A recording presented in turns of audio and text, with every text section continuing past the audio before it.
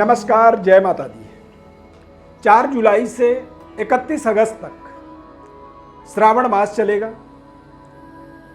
श्रावण मास शुद्ध और अधिक 2 मास हैं, यानी कि जो अधिक मास है, एक्स्ट्रा जो महीना है श्रावण का, वो 18 जुलाई से प्रारंभ होगा और 16 अगस्त तक रहेगा। पहले के जो 15 दिन हैं और बाद के जो 15 दिन हैं वो शुद्ध श्रावण है।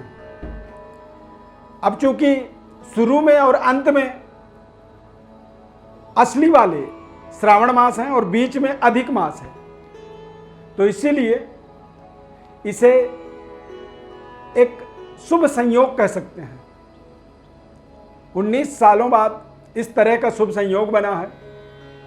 हम किसी विशेष कार्य सिद्धि के लिए, जैसे नवरात्रि में दुर्गा सप्तशती का पाठ करते हैं तो उसमें संपुट लगाते हैं, यानी कि हमारी जो मनोकामना होती है उस कामनार्थ उस मंत्र का दुर्गा सप्तशती में जब संपुट कर दी जाती है, यानी कि एक मंत्र दुर्गा सप्तशती का और उससे ऊपर एक संपुट और उससे नीचे एक संपुट, तो वो संपुटित हो जाता है।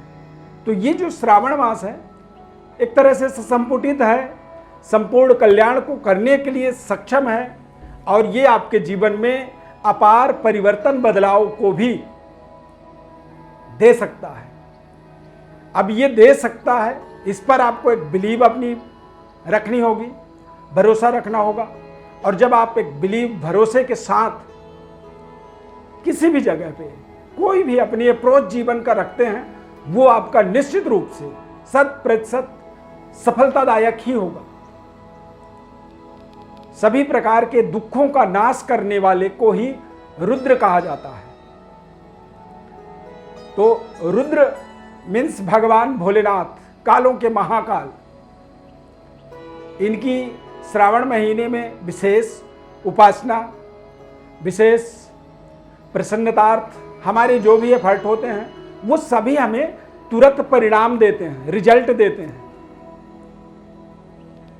तो यहां पर आपको लगातार भगवान भोलेनाथ की उपासना करनी चाहिए। ओम नमः शिवाय मंत्र का रोजाना आप जप करें। श्रावण मास में कोशिश करें कि 1 लोटा जल भोलेनाथ में रोजाना चढ़ाएं, बिल्व पत्र अर्पित करें, दूर्वा चढ़ाएं, भांग धतूरा, सभी प्रकार के भगवान की आवश्यकता की जो चीजें हैं, जो प्राकृतिक हैं, नेचुरली मिल जाते हैं, तो थोड़ा सा आप प्रयास करें और लाएं, ढूंढें और उसे भगवान शिव तक समर्पित करें। इससे आपके सभी प्रकार के मनोरथ पूरे होंगे। ओम नमः शिवाय मंत्र का जप करें। पंचाक्षर स्तोत्र होता है, उसकी पाठ कर सकते हैं। शिव मानस पूजा होती है। शिव मानस पूजा आदि गुरु शंकराचार्य जी ने लिखा था और उसमें यदि उस पूरे मानस स्तोत्र का पाठ कर लेते हैं तो उससे संपूर्ण पाठ, संपूर्ण पूजा भगवान शिव की 16 उपचार से मानसिक रूप से एक तरह से कंप्लीट हो जाती है। तो इस तरह के विधि विधानों को, ये शुभ संयोग सुसंपुटित श्रावण मास को ताकतवर बनाने के लिए आप अपनी एक सकारात्मक अप्रोच को लेकर के आगे बढ़ें। श्रावण मास में किसी भी यज्ञ अनुष्ठान को संपन्न किया जाए वो बेहद शानदार रिजल्ट देने वाला होता है।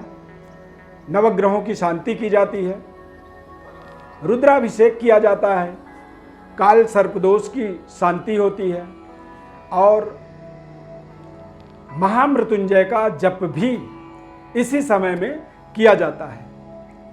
तो ये समय जीवन का एक बहुत ही सार्थक समय, इसे आप कह सकते हैं। अगले 59 दिन 1 जुलाई से लेकर के 31 अगस्त तक ये आपके जीवन के कायाकल्प को करने में सक्षम समय है। इसीलिए श्रावण मास में आपके प्रयास अवश्य होने चाहिए भगवान शिव की कृपा के लिए, क्योंकि भगवान शिव की कृपा थोड़ी सी प्रयास, थोड़ी सी मेहनत, थोड़ी सी परिश्रम से ही आपको मिल जाएगी। और भगवान शिव की कृपा या भगवान शिव की भक्ति में मन लगे तो आप समझें कि आपका भाग्य काम कर रहा है।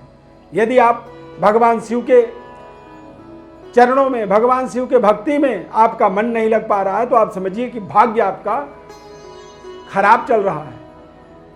तो भाग्य को बलवान बनाने के लिए यदि भगवान के शरण में हमारा मन लगने लगे, हमारा इच्छा करे, हम बिना स्वार्थ के यदि भगवान की तरफ जाने लग जाएं, तो वही हमारा दरअसल भाग्य के सभी दोषों को नष्ट कर देता है। इसलिए ये महत्वपूर्ण समय है और आप सभी को ये बताना हमारा जिम्मेदारी था। श्रावण मास की हमारे तरफ से, हमारे दिव्यव्रत संस्थान की ओर से आपको ढेर सारी शुभकामनाएं। इस श्रावण मास में भगवान शिव की अपार कृपा आपको प्राप्त हो, ऐसी ढेर सारी शुभकामनाएं।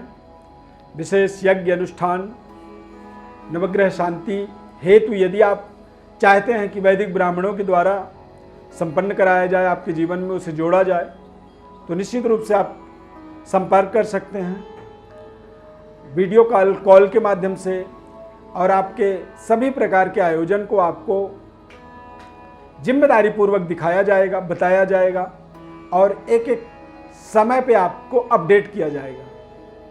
बहुत ही जिम्मेदारी पूर्वक यज्ञ अनुष्ठान के कार्यों को हम संपन्न करते हैं वैदिक ब्राह्मणों के द्वारा, और वैदिक ब्राह्मण हमारे वेद विद्यापीठ से पढ़े हुए वैदिक ब्राह्मण ही होते हैं, बकायदे जो पूरी तरह से वेद मंत्रों में पारंगत होते हैं। इस खास कार्यक्रम में बस श्रावण मास की ढेर सारी शुभकामनाएं आपको, आपके पूरे परिवार को। लगातार आप अपने जीवन में तरक्की उन्नति करते रहें। बहुत बहुत धन्यवाद। ओम नमः शिवाय।